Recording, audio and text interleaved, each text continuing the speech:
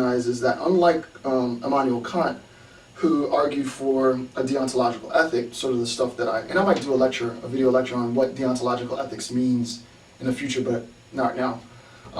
Unlike Kant, who argues for this deontological ethic, John Stuart Mill suggests that despite the agent's motive, so despite motive, this is important,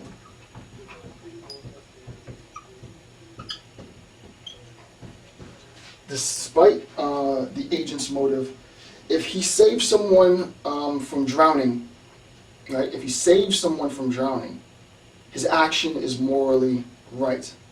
On a deontological ethic, I would have to be motivated to save someone from drowning because I understand that in doing so, I am acting in accordance with the law.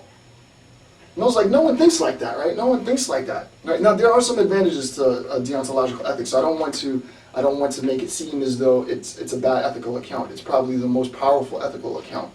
But in fairness to utilitarianism and to keep this lecture very, very basic, it's important to realize that despite motives, agents can act morally without consciously acting, ACTI, in accord with the moral law. Right? It just so happens that my action conforms with the law, but I didn't intend for my actions to accord with the law. I might have the worst, most mean-hearted spirit in the world, but if my actions accord, fine, no problem. On utilitarian ethic, that's not a problem. On a deontological ethic, it is. Your action is still immoral because you haven't intentionally conformed your will to the law, and that becomes problematic. And Mill doesn't accept that. He says that the interests and happiness of a few people is all that we really have to attend to, is all that we really ever attend to, right? I don't have to think about, as I do sort of in Kantian terms, whether my maxim can become universal law, right? And there's a lot that goes into that claim. I don't have to think about that under the utilitarian ethic. All I have to really concern myself with is the few people that I interact with on a day-to-day. It's a very not pragmatic in the technical sense, but it's a very sort of pragmatic in the general, in the loose colloquial sense. It's a very pragmatic theory, right? I can't concern myself with the betterment and the happiness of everybody in the world. I can only concern myself with my own personal happiness and the happiness of the people that I interact with on a day-to-day basis. No, so sure, no problem. That's not a problem.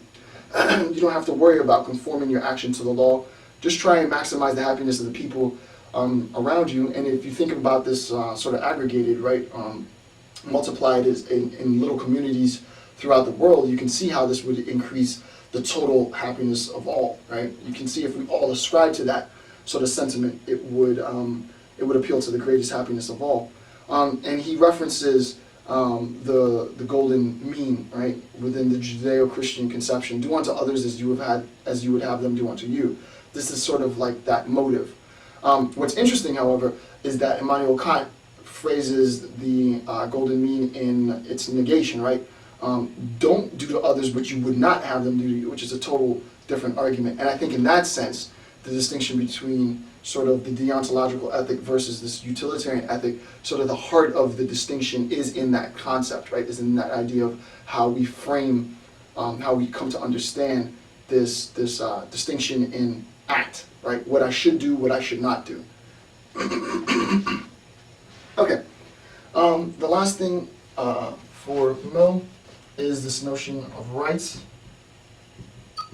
And the question is, for him, what are rights, right? What are rights? And definitely in another discussion, I'll make sure to do, outside of John Stuart Mill, sort of a rights-duty analysis, because anytime you're discussing rights, you're also discussing duties. Anytime you're discussing duties, you're also discussing rights. And Mill, and I've put it, the idea of rights and duty, I have duties right here, right?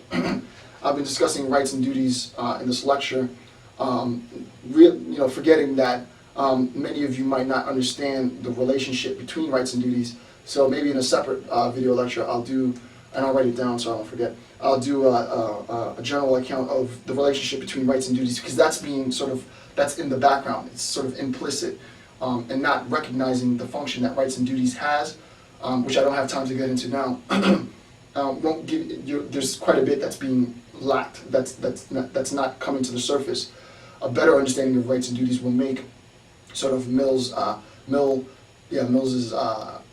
ethical account, his utilitarian account, that much stronger, right? Where someone has a duty, I have a right to respect that duty, and so on.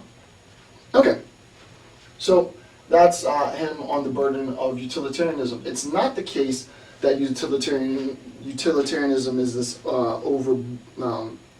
burdening system, as it is another ethical account. All ethical accounts have laws.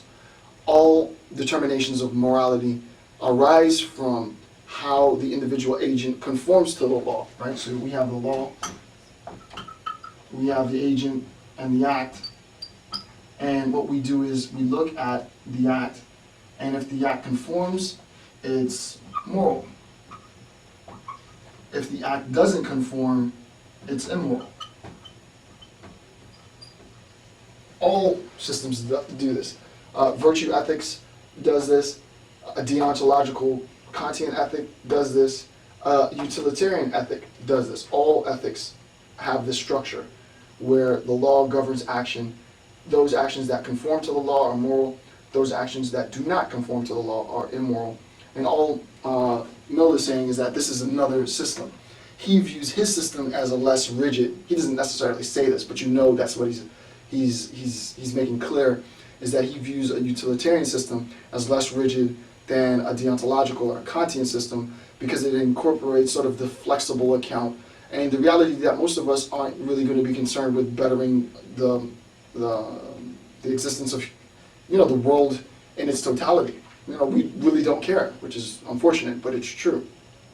He recognizes that our actions are usually motivated to increase happiness of those that are closest to us, and he tries to build his system on that sort of superficial level, while acknowledging that the GHP only addresses the collective and not the individual. So I think he kills two birds with one stone, which is important.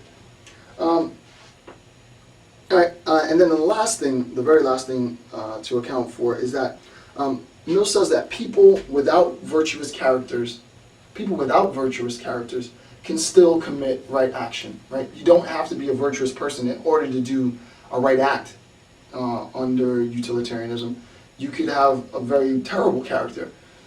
He's not condoning this, but he says that he understands that you could.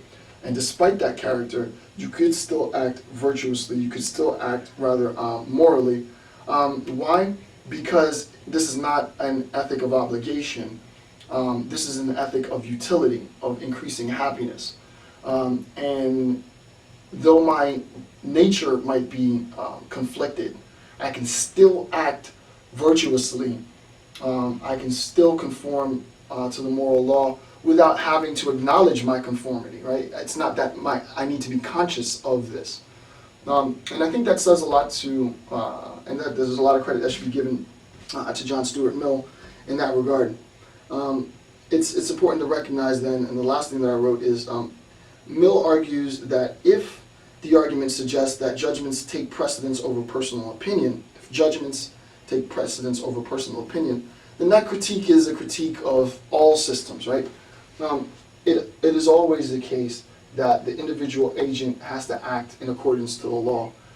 Mill doesn't ascribe to the virtue ethics. I just discussed virtue because he believes, it could be a bit elitist. So the claim against Aristotle, and this is a gross generalization, but one of the arguments against sort of Aristotelian ethic is that it's an elitist ethic, right? It doesn't take into account those with sort of debased morality, those who have flawed character, right? They don't really have an opportunity to act morally.